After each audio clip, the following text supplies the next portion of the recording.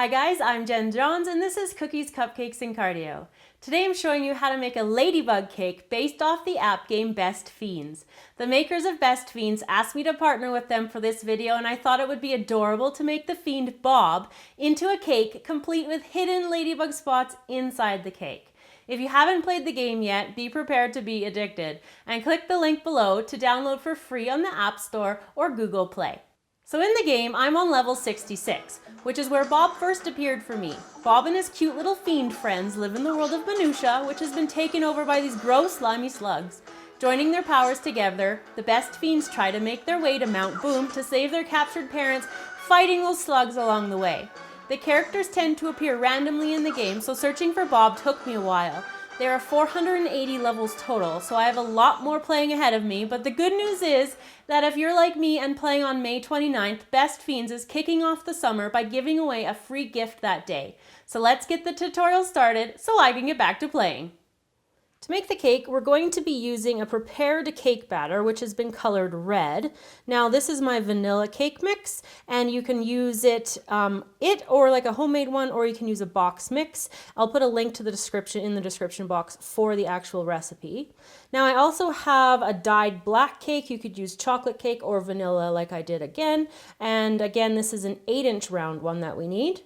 We're going to need a couple cups of red vanilla buttercream, so this is colored red, and I'll put the link in the description box for that as well. Now down here we've got some black gel paste, which I'm going to be using to paint these stamens. Now these are flower stamens, and I'm just going to be coloring them to be the antennas on the head of the ladybug.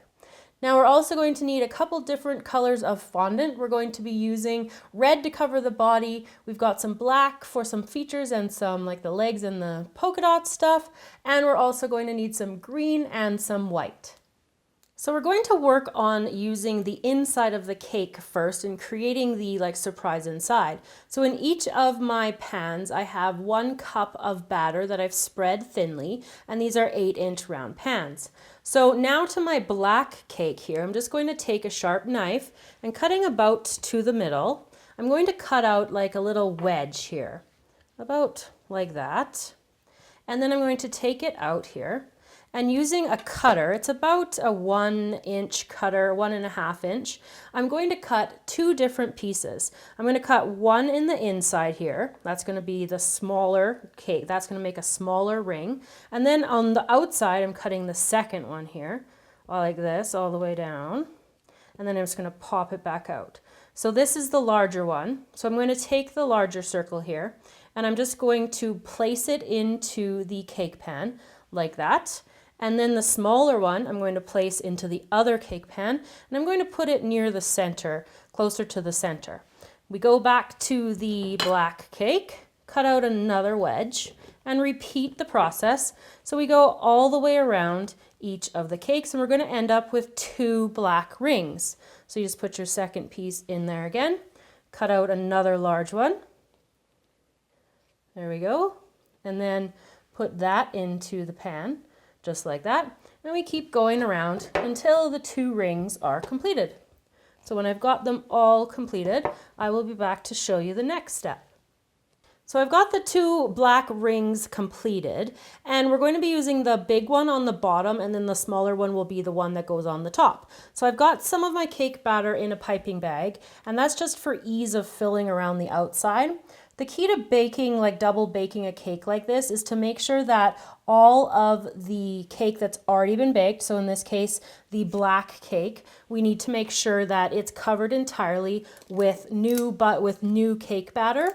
When we're baking the cakes, they're going to bake in a 350-degree oven for about an hour. We have to bake them for quite a long time because of the thickness of the batter and the cake itself. And as long as you've got the cake batter covering the black cake entirely, you will not end up with a dry cake at all. So we're going to leave this one here like this and then move over to the smaller one. So the piping bag needs to go into the middle here and fill up the middle. And then again, using the rest of the batter up, I'm going to go around the outside here. And then I'm going to pop them into the oven. So my cakes have baked and they're cooled, and I've leveled off the little bit of a dome that was in the middle. Now the hardest part is figuring out which one is the top and which one is the bottom, but you can kind of see like the black ring here kind of poking through. So that's how I know that this layer needs to be on the bottom. I'm going to take my buttercream here and give myself a decent amount here to fill the middle. Just using a cake spatula here to smooth that on. And then I'm going to take my other layer and I'm going to pop that on top. And I've leveled this one off as well. And it didn't need very much at all. It just has a little bit around here. And again, you can see the little bit of black in the center there. So I'm just going to get my turntable out because the next thing we're going to do is carve it into a dome. So I've got my cake on the turntable now, which is going to help with the carving. Now the key to carving is that, what I have found is that the less that you do at a time, the better you are likely to be successful. I've of course made that mistake where I tried to take too much off because I wanted to do a shortcut, and you end up with a wonky looking cake. So I'm using a serrated knife and I'm just taking off small amounts at a time. And I'm just going to keep going around. And the shape that I'm going for is obviously the body of the ladybug, which is easiest to think of as kind of like a dome. And since I've got that smaller ring of the black spots on this top one, I'm really being careful trying not to cut too far and too deep on the top. So I really want to work these sides like this and then just gradually kind of work into the center of the top here. So it's a kind of messy, you get lots of crumbs everywhere. So as I'm just going to do this, so you can see my slice is just getting a little bit wider as I keep going around. And I'm just going to continue to do that like this. Now, once I get kind of this far, I want to start to move down to the side here. So I'm just re-angling my blade and I'm just moving down to the side. I'm going to have to keep taking more off to keep giving that domed look, or this will just look like kind of like a curved top of a cake with like 2 layers underneath it. That's not what we want. So I'm just going to continue to carve and then I'll check back in about halfway through. So I've carved all the way down to like that buttercream layer down here. I've taken all that part of the top layer off. And now I'm just keeping going, and kind of what I'm now trying to get is really that round dome piece. Because again, it's still just looking like a kind of like a rounded top of a cake. So I'm just kind of working a little bit deeper into the cut and taking a little bit more off. And then up here near the top, I also am going to come back in and take a smaller amount off of here just to continue to give it that domed look. So I'm going to finish the carving and then I'll be back to cover it, show you the final carving, and then cover it with buttercream. So now that we have the cake carved, I'm going to take a round cutter and I'm just going to cut a little indent here. This is just going to be where the head is going to sit in. I just want to have a little bit of space in order for the head to kind of just go inside a little bit so it's not floating on the outside of the body. So I'm just carving that out with a sharp knife, and then next up we are going to the buttercreaming. So now we're going to take our remaining red buttercream and cover the entire cake. You want to make sure you go into that little part where we carved out for the head as well. So get a nice thick layer of buttercream on, and then the next part is going to be fondanting. So I've rolled out my fondant from the corner, like one edge to the other edge of the cake is about 14 inches. So I've gone just a little bit over and done 15 for the fondant. Just picking up my whole mat and laying it over top like that. And then I'm just going to roll up the mat and peel away the fondant. You want to have a fondant smoother, and you could use like a fondant cutter or a pizza cutter for cutting it out. So we've got that around there, and you want to be careful at this point. Just use your fondant smoother. And you just want to smooth it around the cake, gently pulling out from the bottom here. And I'll just move this a little bit over here so I can get a little bit of a better angle on there. And I'm just going to work this around nice and slowly, carefully, working down to the bottom. Once we have the cake covered in the fondant, I'm going to take my fondant tool here, the cutter, and I'm just going to go around the cake and cut out the excess on the fondant. You want to leave yourself a little bit of safety room here. So I'm just gone like almost right to the bottom of the cake, but I've left a little bit of room. So you can just tear off these big pieces and then keep going around. So I'm just going to cut that off, and there we go. And then we're going to work on the top, the front of the cake, and the top with the ladybug spots. So I've rolled out my black fondant to make the spots. Now I've got a 2 1/4 inch cutter. We're going to need 2 of those round ones. And then for the other size, you could go with all the same size if you want to. This one's 1 3/4. And I'm just going to cut out about 5 of these ones. So I'll just make that one work there. So I need 5 of those. And then up here to my long stripe here, I'm going to make a spot for like the little like stripe that runs along the back of the ladybug. And it's about, like I said before when I was measuring my fondant, about 14 inches. So I'm just going to clean these up and then we'll be ready to put them on the cake. So I've got my pieces laid out here and I've marked the top of the cake where I want the stripe to go. I'm just going to dot it with a tiny, tiny bit of water. And I just used like just the end of an actual, just a fondant tool just to line that up. Just want it to, it can go down into the part where the head is. You don't need too much water to help it stick because the fondant is quite sticky as it is. Just going to smooth that on. And then you can just use a knife to trim that at the bottom there. And you might want to use another little piece of fondant or another little stick of water if that's not going to stick there. So now on to the top, I'm going to put some of the little circles. So I'm just using my tool here to help lift up like this, just working it to get them off of the board. And then, like I said, this is quite sticky on the top, so or on the bottom. So I'm just going to lay that on there, smooth that on. I'm going to put a smaller one down here. So I'm just picking it up with this flat tool. If you have fondant that's sticking to your board, you can use Crisco, you can use cornstarch, and some people even use icing sugar, or it's also known as powdered sugar. So I'm going to put another one over here. And then you'll also notice on the board that I've cut one of these circles in half, and I'll show you where to put that one next. So I'm just lining that up like that. So then I'm going to take half here, just work that part up, and I'm going to put it right in front here and just line it up, dropped it, line it up here along there with the little stripe. So now I'm going to repeat that on the other side. So we're going to work with the black fondant continuing on that. I just like to kind of keep the same colors together, just a little bit easier to work with the same thing at the same time. So I've just got it rolled out in like kind of like a little worm here, and I'm just going to pinch it, kind of turn it like that. And then I want to flatten the bottom here where the foot is and just kind of get it down there like this, flatten that out a bit, working it over like that. And then I'm just going to set it to harden off to the side here, and you're going to need 6 of those little legs. Now up here with the black as well, I have rolled out some more of the black fondant, and then I'm taking the top of a 1A tip and I'm going to use this for the pupil. So I'm just popping that out with a ball tool. It helps it come out there, and just doing another one there. Oh, I missed it, got to do the better one there. Cut that out like that and pop that out. There we go.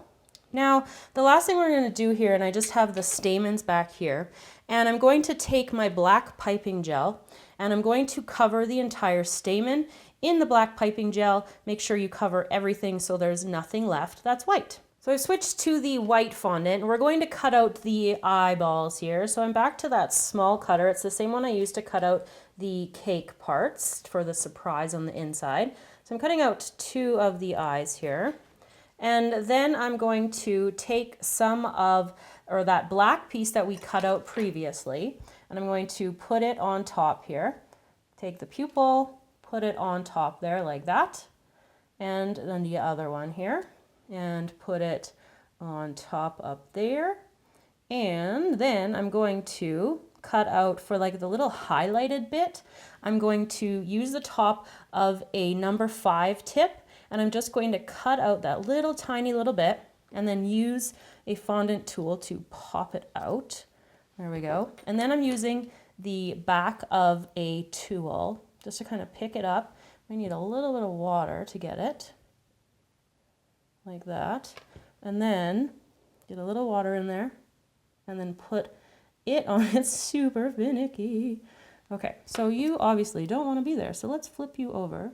So you're just going to see like I'm just using like different tools and stuff to kind of make the project work there. So I'm going to have that sit like that, and then I can shape it a little bit better there, like that. So do that again. Hopefully this one will work a little bit smoother. I need the other tool.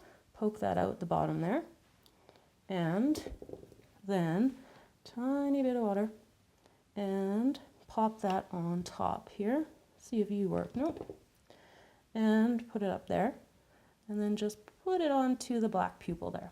Okay, so you want to put those aside to harden and dry. Use that tool over there. Just going to let those dry. Now on the rest of this white fondant, we're going to cut out 2 of Bob's teeth. So I'm just freehanding it with an X-Acto knife. You can use a sharp knife. And what I'm going to do is just cut out kind of like 2, one that's slightly larger than the other. I'm just going to like round the corners a bit like this, and then just set it down there to dry, to harden and dry. And then like a one that's a little bit smaller because he has 2 teeth in the one that I'm doing. So there we go. So all that needs to harden. So our last step is to work on the head. So I've rolled out some of the green fondant and I've just been spreading it like this with the fondant smoother. I want it to be just larger than the actual cutter that I used to cut out that little hole in the head. So I've got that there. Now because the little guy has a little bit of a lip, I'm just taking the fondant here and I'm turning it up, and it kind of helps to put the tool in here and just press against that. I'm just going to roll it up here and then work against it here. And I'm just kind of pinching the lip up here. I want it to be a little bit higher over here. Just working it this way. And then to try to smooth it out a bit, it does end up with like crinkles in the middle there. But you can use the fondant smoother to try to work a little bit less there. And then also like on this side, kind of helps to press like that with the fondant smoother. Now this is going to need to dry, so you can either use like a combination of fondant and gum paste, or you can add some tylose to the head. And I'm just going to set that off to the side where I've got a dry one over here. But before I move on to that, I've just got some extra green here, and I've just rolled it into like little kind of like sausages, and I'm just flattening it out a bit. And I'm going to take it as the eyebrow. So along the top of the eye, just adding a little bit of water. Like that, and then I'm going to lift it up and then press it like that into the eye, and the fondant will stick with that little bit of water, and do that again with the second one. So just flattening it out a little bit and then reshape it. Just get it nice and kind of puffy. Gives them almost like a little bit of a mean, menacing look like that. And then take a little bit of water on the top. There we go, and place the eyebrow on there. So they're going to go kind of together like that-ish. So we're going to bring the head over that's dried. Now before I put the eyes on so I can see, I'm just going to tilt this up a bit, and then using a little tool here, I'm just going to poke a hole in there, and that's going to be where I put the stamens in.